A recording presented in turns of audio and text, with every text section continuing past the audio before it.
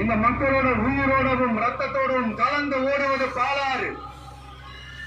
அந்த பாலாறை இன்னைக்கு பெரியார் பெயரையும் அண்ணா பெயரையும் சும்மா பேருக்கு வச்சுக்கிட்டு ஆட்சி நடத்துறவங்க என்ன பண்றாங்க தெரியும்ல? சுரண்டிட்டாங்க, கொள்ளையடிச்சிட்டாங்க, நாசம் பண்ணிட்டாங்க, மோசம் பண்ணிட்டாங்கன்னு இன்னும் என்ன வேணாலும் சொல்லலாம். ஆக மொத்தம் அழிச்சிட்டாங்க. இதை நான் போற போக்குல ஏதோ அடிச்சு விடலங்க, ஆதாரத்தோட தான் சொல்றேன். அனுமதிக்கப்பட்ட அந்த லெவலை தாண்டி 22,70,000 யூனிட் மணலை கொள்ளையடிச்சிருக்கிறாங்க. ஆக மொத்தம் இதுல அவங்க அடிச்ச கொள்ளை எவ்வளவு தெரியுமா? ரொம்ப இல்ல, கம்மி தான்.